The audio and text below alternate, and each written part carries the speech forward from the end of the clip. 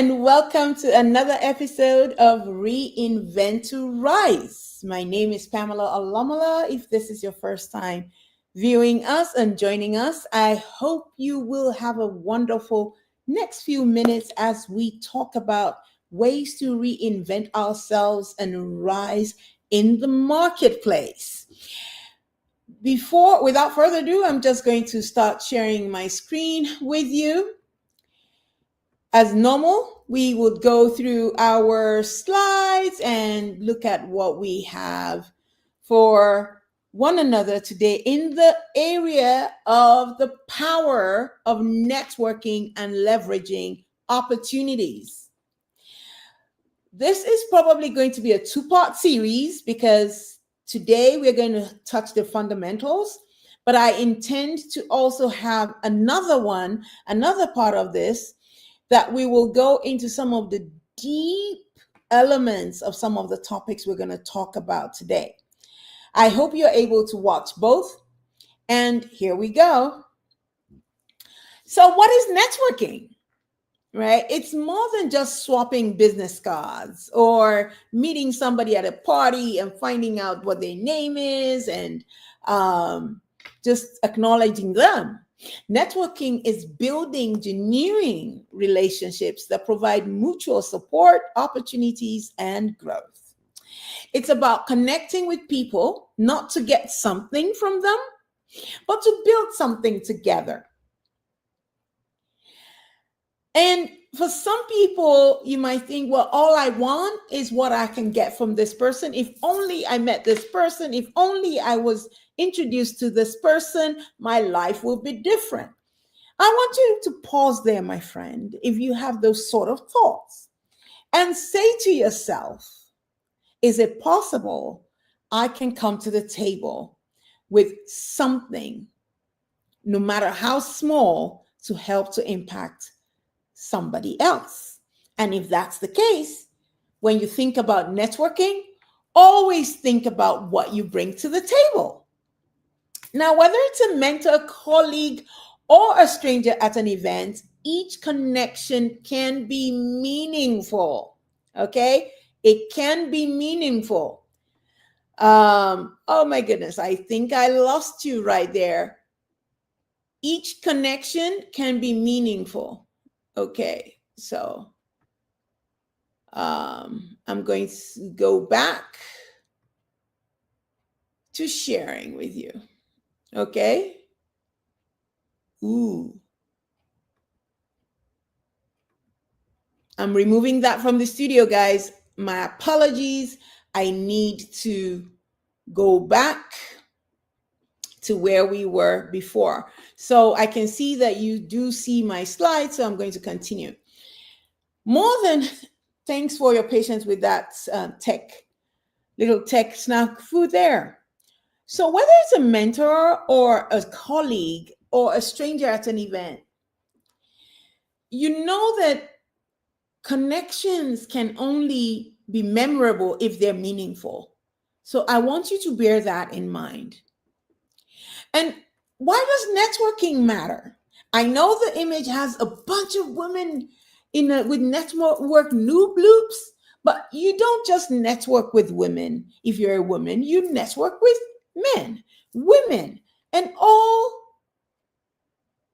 but not mentioned younger children. And I put a caveat there because for some people, you'll be thinking, why does networking with children matter? You shouldn't be networking with children in the sense of business. So let me make sure that is absolutely clear. But every child you meet, every under 18-year-old that you meet is an individual, and they more often than none come out of a family.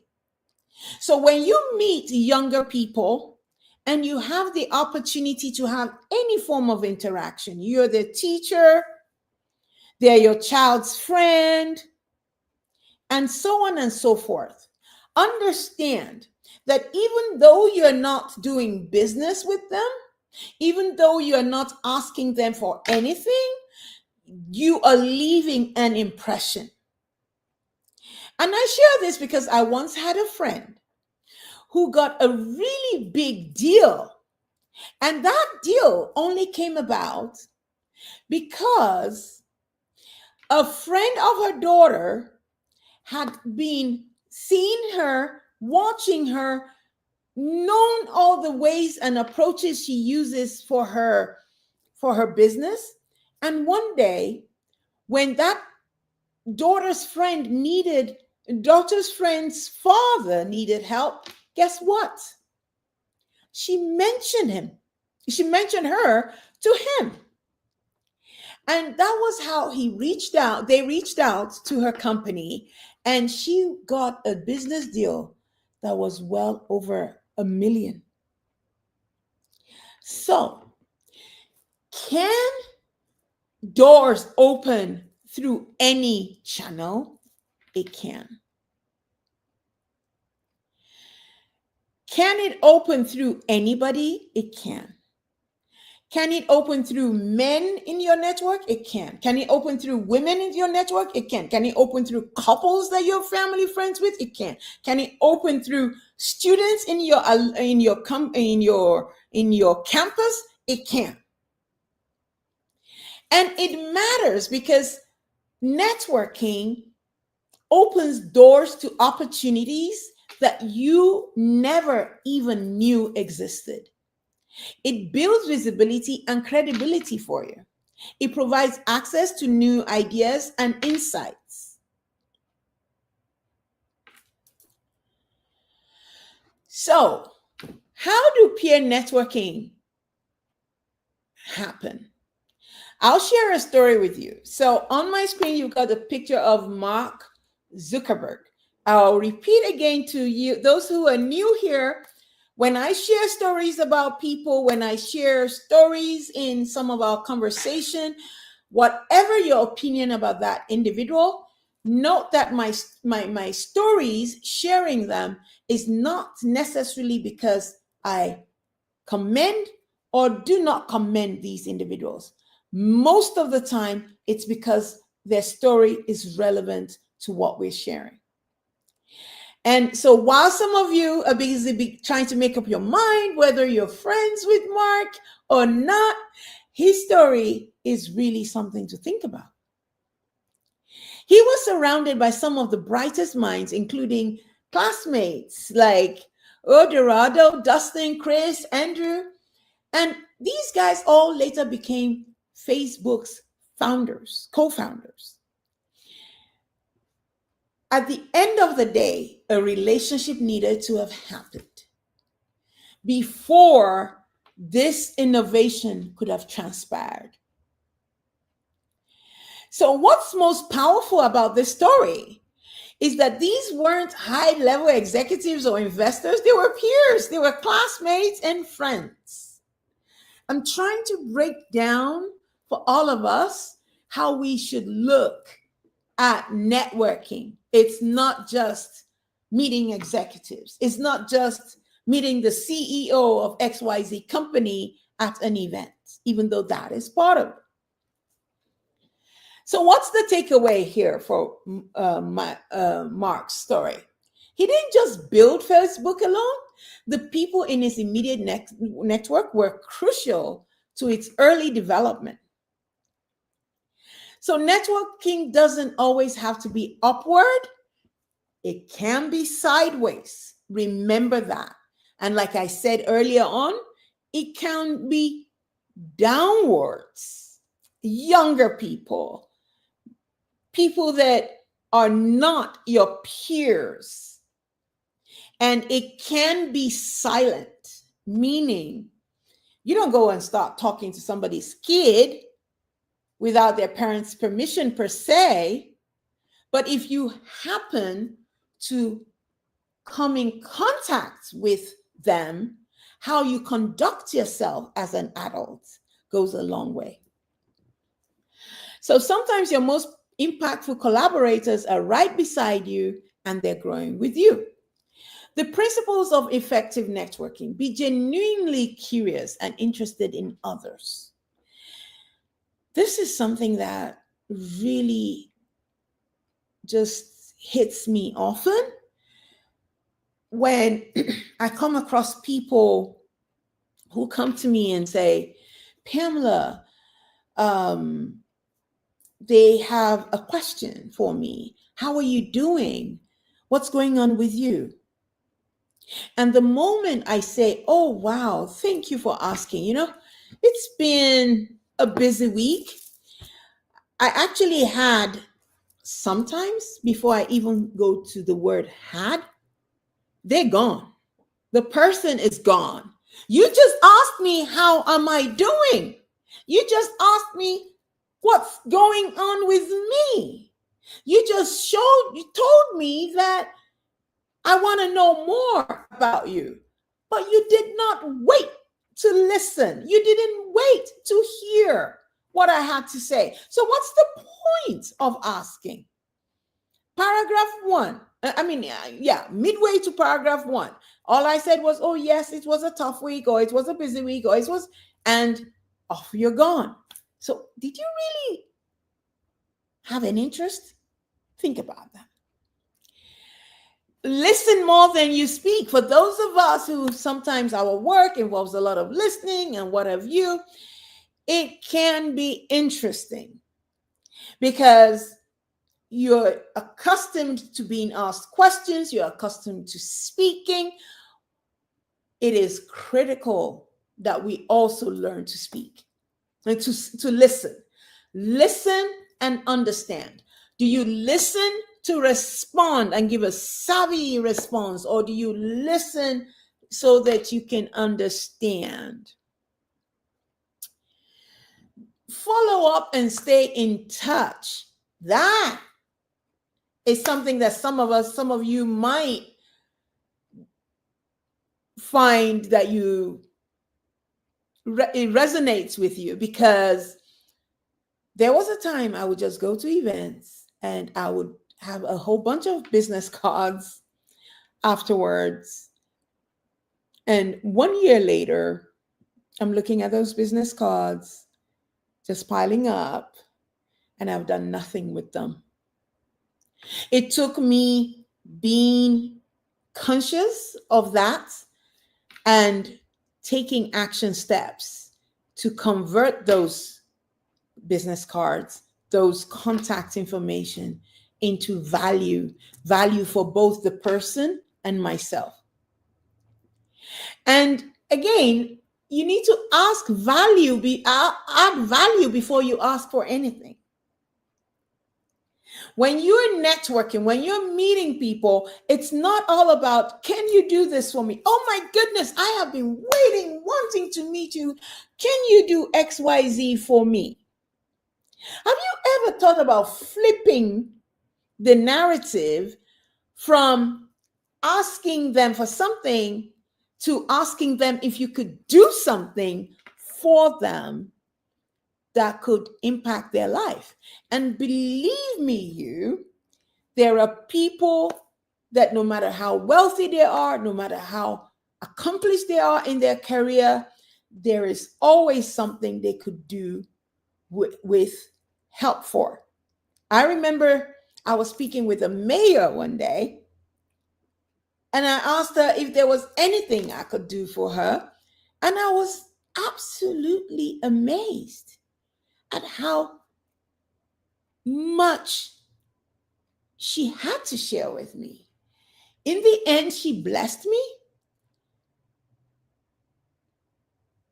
But what she asked for from me was the simplest thing ever. I said, what could I do? She said, well, I could come and visit you in your constituency and learn more about how your people need help. And of course, I ended up I was so excited. I hosted her and did all what, but it came about with me asking, is there anything I could do for you? Today, many, many years later, we are firm friends. Earlier this year, I was talking with a mayor here in California.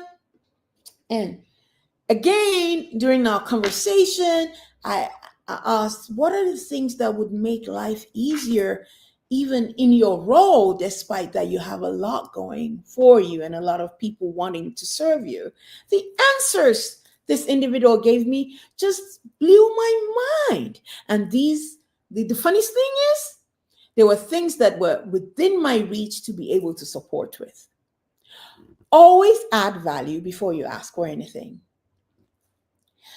Leverage opportunities. Say yes to small roles, they lead to bigger ones. Volunteer for visibility. Turn chance meetings into strategic connections. Make sure that when you come in touch and in contact with people, you are not just about what you can see right now. Connect. Make sure that connection is real.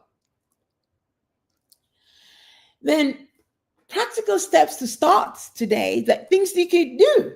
Attend at least one industry event per year, whatever industry it is that you're interested in, whatever industry it is that you are hoping to transition into, attend one of their events per year. And before you say events are expensive, I promise you there are events out there that are not necessarily paid for and they are free and you can attend. Reach out to one new person per month. That is easy. We are really great about precepts upon precepts here at Brave Achievers. One little bit at a time. One little bit at a time. You don't have to meet 100 people in a month. If you start with one new person per month, in 3 years, you would have met 36 strategic contacts. Keep a networking journal to track your connections. Yes, you can. Networking is critical, and documenting your stakeholder friendships is essential in professional growth.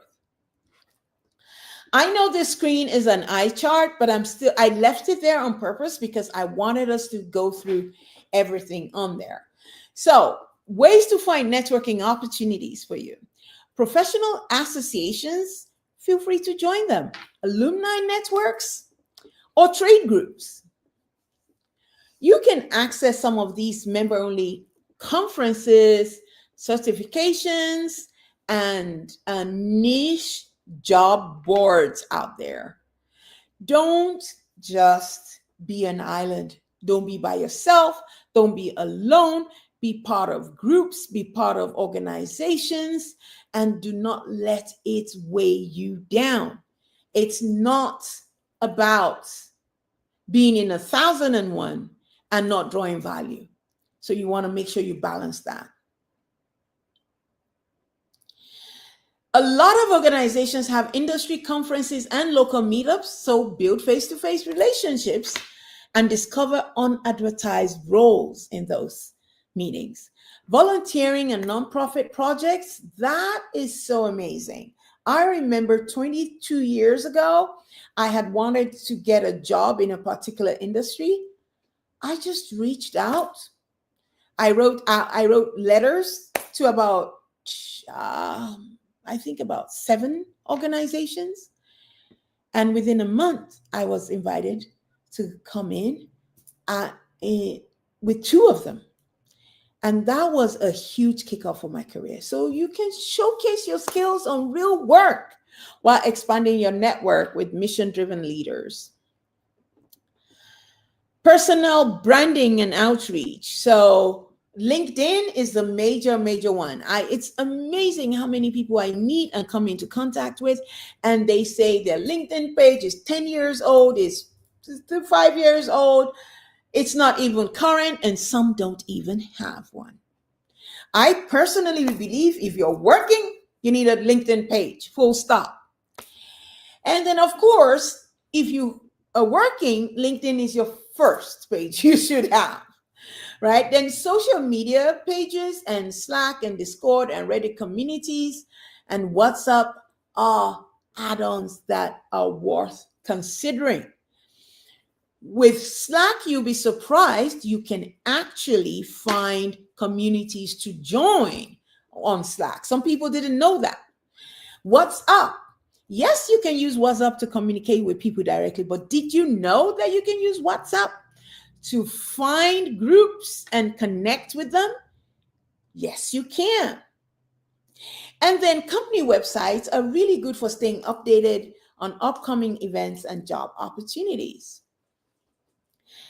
Another thing you want to think about is informal interviews. So you can schedule 20 minutes chats to gain insider perspective and position yourself for future referrals. And I know it sounds like odd, and to some of us, I ain't got 20 minutes is the word that's going through your mind now. But if you're really taking your future career, your future opportunities into perspective, I strongly recommend you try this at least twice a month if you're actively seeking a job. Mentorship programs are awesome. Somebody is mentoring you, or you're mentoring somebody. I always say it's not just about somebody mentoring you. You can also mentor someone and come across opportunities. For instance, if you're mentoring someone and they value you and they know the amazing work you do, they could be in any environment one day to refer you. So don't just look at mentoring as I am taking from everyone or whoever is mentoring me. Understand that when you invest in people by mentoring them, you are providing an opportunity. Then employee resource groups, ERGs, and internal communities. You want to make sure that when you come across, even in your workplace, employee groups, employee resource groups, internal communities, and you notice some people always posting in the company chat group, and while some people just never seem to be there, I strongly advise that you consider participating in those communities, because there will be people that will never come into contact with you except through those. But when they leave that company, when they leave that organization, they're going to remember what you said in those communities. And that's what makes the huge difference. Remember to also think about referral platforms and, talent marketplaces like Angel Lists, Wellfound, and so on and so forth.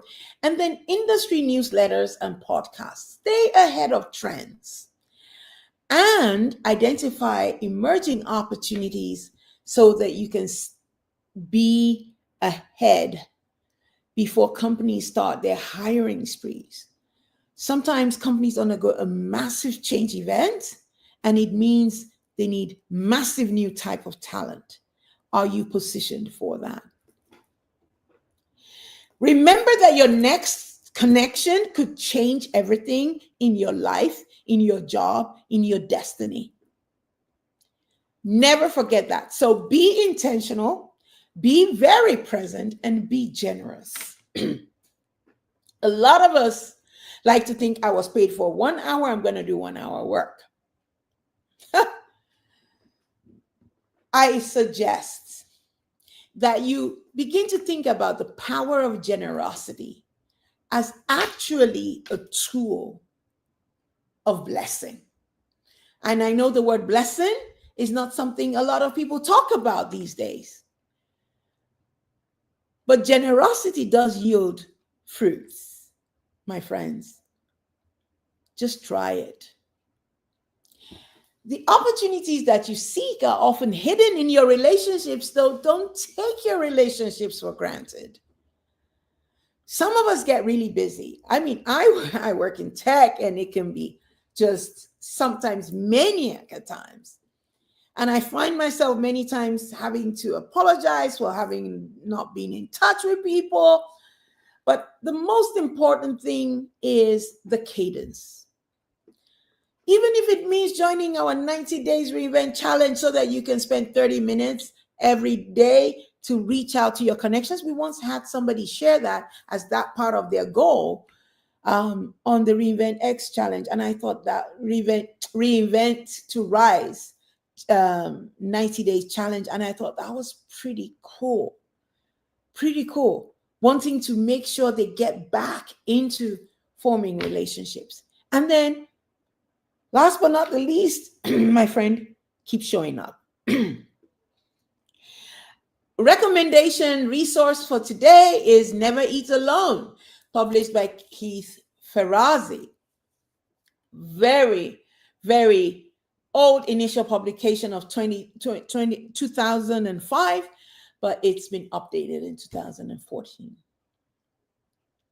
His argument is that genuine networking built on generosity, authenticity, and consistency is the key to opening doors and accelerating growth. I think this is a book that should be on everybody's shelf, whether digital or physical. And so, my friends, I can't believe we've come this far. I totally appreciate you listening and taking notes for action steps in your life. What will you do this coming week? What will you do tonight? This is a Friday afternoon. For those of you who are in West Coast of the United States, you can reach out to somebody still today. Just one person. You don't have to reach out to a whole list. And if you're in the East Coast, you still can. And if you're in Europe, Africa, you can still do this tomorrow. You can do it on Monday, and you can make it an action item. And guess what? If you can't speak to them, you can send an email. And guess what? You can still do that today because you can schedule the time that email goes out to people. And more than anything, I would love to invite you to our 90-day action challenge. It is always a joy to have you join us either on YouTube or subscribe and never miss our live events or recorded events, right? They're on YouTube. And you can also join the community where we have resources that people can use and take and implement with, and we support one another in this journey.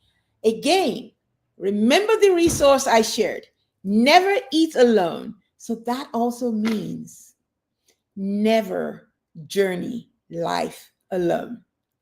Thank you so much. I look forward to seeing you next week. And without further ado, I will say, have a wonderful weekend and take care. Bye.